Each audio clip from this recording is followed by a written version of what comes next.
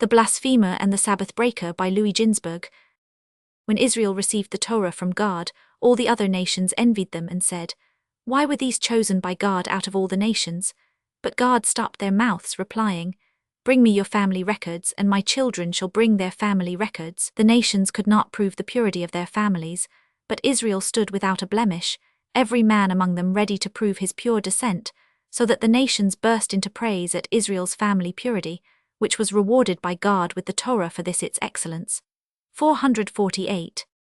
How truly chastity and purity reigned among Israel was shown by the division of the people into groups and tribes. Among all these thousands was found only a single man who was not of pure descent, and who therefore at the pitching of the standards could attach himself to none of the groups. This man was the son of Shelemith, a Danite woman, and the Egyptian, 449, whom Moses, when a youth of 18, had slain for having offered violence to Shelemith, the incident that had necessitated Moses' flight from Egypt. It had happened as follows. When Moses came to Goshen to visit his parents, he witnessed how an Egyptian struck an Israelite, and the latter, knowing that Moses was in high favor at Pharaoh's court, sought his assistance, appealing to him with these words, "O my lord, this Egyptian by night forced his way into my house, bound me with chains, and in my presence offered violence to my wife. Now he wants to kill me besides." Indignant at this infamous action of the Egyptian, Moses slew him, so that the tormented Israelite might go home. The latter, on reaching his house, informed his wife that he intended getting a divorce from her, as it was not proper for a member of the house of Jacob to live together with a woman that had been defiled. When the wife told her brothers of her husband's intentions, they wanted to kill their brother-in-law, who eluded them only by timely flight. 450. The Egyptian's violence was not without issue, for Shelemith gave birth to a son whom she reared as a Jew, even though his father had been an Egyptian. When the division of the people according to the standard took place, this son of Shelemith appeared among the Danites into whose division he meant to be admitted, pointing out to them that his mother was a woman of the tribe of Dan. The Danites, however, rejected him, saying, "The commandment of God says, each man by his own standard, with the ensign of his father's house. Paternal, not maternal descent decides a man's admission to a tribe." As this man was not content with this answer, his case was brought to Moses' court, who also passed judgment against him. This so embittered him that he blasphemed the ineffable name which he had heard on Mount Sinai, and cursed Moses. He at the same time ridiculed the recently announced law concerning the showbread that was to be set on the table in the sanctuary every Sabbath, saying, "It behooves a king to eat fresh bread daily, and no stale bread." 451. At the same time as the crime blasphemy was committed by the son of Shelemith, Zelophehad committed another capital crime. On a Sabbath day he tore trees out of the ground, although he had been warned by witnesses not to break the Sabbath. The overseers whom Moses had appointed to enforce the observance of the Sabbath rest seized him and brought him to the school, where Moses, Aaron, and other leaders of the people studied the Torah. In both these cases Moses was uncertain how to pass judgment, for, although he knew that capital punishment must follow the breaking of the Sabbath, still the manner of capital punishment in this case had not yet been revealed to him.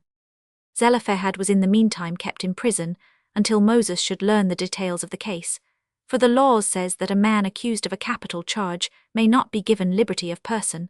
The sentence that Moses received from God was to execute Zelophehad in the presence of all the community by stoning him. This was accordingly done, and after the execution his core was for a short time suspended from the gallows. 452.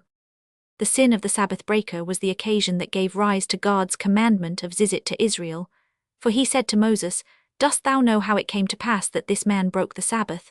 Moses, "I do not know." God, on weekdays he wore phylacteries on his head and phylacteries on his arm to remind him of his duties, but on the Sabbath day, on which no phylacteries may be worn, he had nothing to call his duties to his mind, and he broke the Sabbath. God now, Moses, and find for Israel a commandment the observance of which is not limited to weekdays only, but which will influence them on Sabbath days and on holy days as well. Moses selected the commandment of Zizit, the sight of which will recall to the Israelites all the other commandments of God. 453. Whereas in the case of the Sabbath-breaker, Moses had been certain that the sin was punishable by death, and had been